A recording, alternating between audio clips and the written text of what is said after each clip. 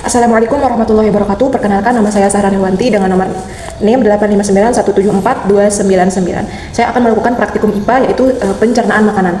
Seperti ini. Nah, jadi pencernaan makanan adalah proses biologis di mana tubuh mengubah makanan yang dikonsumsi menjadi nutrisi yang kita dapatkan, yang diserap dan dimanfaatkan untuk energi, pertumbuhan, dan pemeliharaan tubuh. Proses ini melibatkan berbagai organ pencernaan melalui dari mulut hingga anus, bagian anus. Jadi, pencernaan dibagi menjadi dua, yaitu kimiawi dan mekanik. Pencernaan kimiawi adalah proses di mana makanan dipecah menjadi molekul yang lebih kecil melalui reaksi kimia yang melibatkan enzim dan zat kimia lainnya. Proses ini mengubah makanan yang kompleks menjadi zat-zat yang lebih sederhana sehingga dapat diserap dan digunakan tubuh. Pencernaan mekanik adalah proses fisik seperti menggetarkan gigi, dan gerakan peristaltik saluran pencernaan. Pencernaan kimiawi di sisi lain adalah proses kimia yang melibatkan enzim dan reaksi kimia. Itu adalah penjelasan dari fungsi pencernaan manusia. Bagian-bagiannya. Sekarang saya akan menjelaskan bagian-bagian pencernaan manusia. Yaitu ada beberapa bagian-bagian, yaitu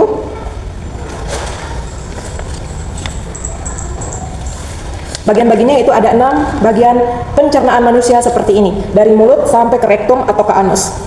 Kita mulai dari mulut, yaitu seperti ini mulut. Mulut adalah untuk mengunyah makanan sambil menikmatinya. Kita harus bersyukur karena Tuhan menciptakan indera perasa pada lidah sehingga kita bisa merasakan makanan yang kita makan. Sebelum makan makanan tersebut, sebelum kita menelannya, sebaiknya makanan dikunyah sebanyak 32 kali kunyahan. Yang kedua, ada kerongkongan, bagian kerongkongan. Jadi, kerongkongan di sini adalah kerongkongan, makanan masuk ke kerongkongan dan didorong hingga masuk ke dalam lambung. Makanan dapat terdorong ke lambung karena adanya gerakan dari kerongkongan yang disebut gerak peristaltik. Yang ketiga, ada lambung. Ini lambung ya teman-teman. Ini lambung. Nah, lambung adalah terletak pada bagian perut tepat di bawah dada kita. Seperti ini, tepat di bawah dada kita ada lambung. Tugasnya menghancurkan makanan yang kita makan. Di dalam lambung ada enzim yang menghancurkan karbohidrat, protein, dan lemak yang ada di dalam makanan. Adapun juga asam lambung yang dapat membunuh kuman dan bakteri yang ikut di dalam makanan. Setelah dihancurkan makanan akan membentuk bubur atau pasta. Selanjutnya ada usus halus dan usus besar. Seperti ini, ada usus besar dan usus halus. Usus halus setelah dileburkan, kemudian bubur makanan masuk ke dalam usus halus. Makanan akan melewati 3 bagian usus halus, yaitu usus 12 jari, yaitu duodenum dan jejunum dan ilium. Di dalam usus halus terjadi penyerapan sari makanan untuk diedarkan ke seluruh tubuh. Sari makanan akan diubah menjadi energi dan kebutuhan lainnya di tubuh kita. Selanjutnya ada rektum. Nih, di sini ada rektum. Nah, rektum ini adalah sisa makanan yang tidak diserap oleh usus halus akan menuju ke usus besar. Di dalam usus besar, sebagian besar air akan diserap sehingga tersisa hanyalah ampas atau sisa makanan yang tidak dapat diolah lagi. Ampas makanan ini disebut tinja atau feses. Ini teman-teman. Ini ada anus atau rektum. Nah, anus merupakan tempat keluarnya tinja atau feses. Organ ini merupakan pintu terakhir dari sistem pencernaan manusia. Di dalam anus terdapat otot yang dapat menahan feses agar tidak keluar dari rektum jika belum saatnya keluar. Otot ini juga mencegah agar kita tidak buang air besar secara spontan saat tidur. Jadi, inilah video praktikum saya tentang pencernaan makanan.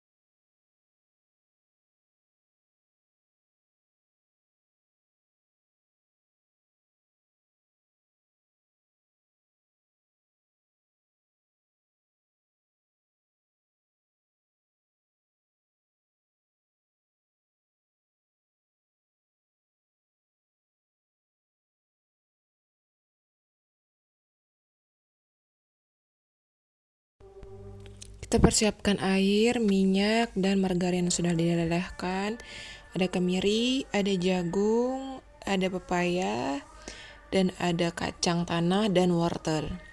Seledri, ubi, susu, dan santan. Selanjutnya ada sendok, selanjutnya ada senter, kemudian ada kertas coklat seperti ini, ada 12. Kemudian kita siapkan langkah-langkah pertama yaitu air. Kita taruh air sedikit ke dalam air. Kertas minyak, yaitu kita taruhkan minyak sedikit saja.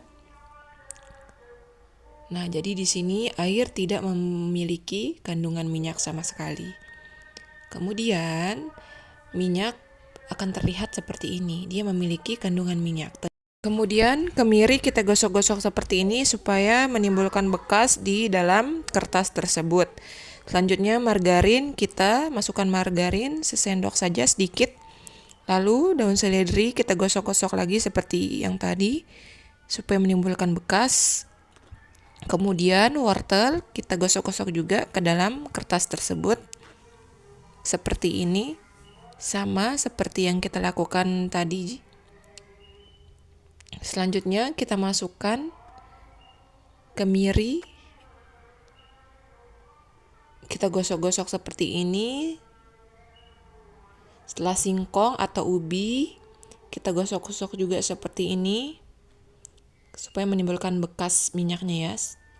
Nah, setelah kacang tanah tadi udah ada susu, ada santan. Sudah ya teman-teman seperti ini. Kemiri mengandung lemak,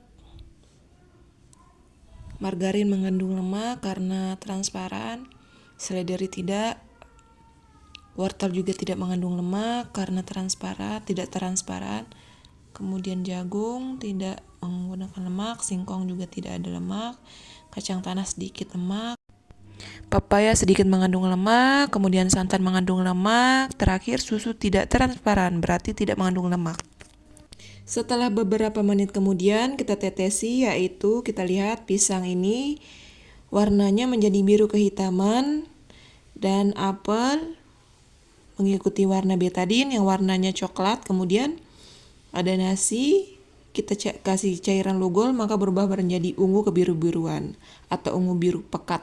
Kemudian telur rebus, ini kita tetesi cairan lugol akan berubah warna menjadi coklat, lalu beberapa menit dia akan berubah lagi menjadi warna putih seperti telur.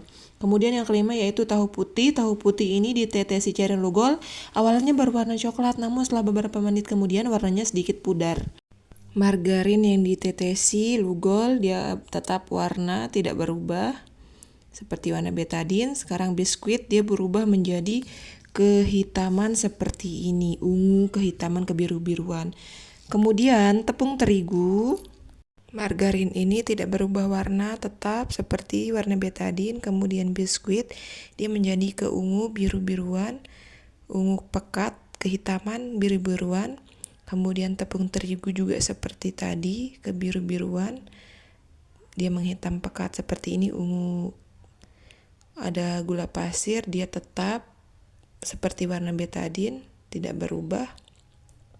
Kemudian kentang, dia juga tidak berubah seperti warna betadin. Awalnya tadi berubah tapi berubah lagi menjadi seperti ini.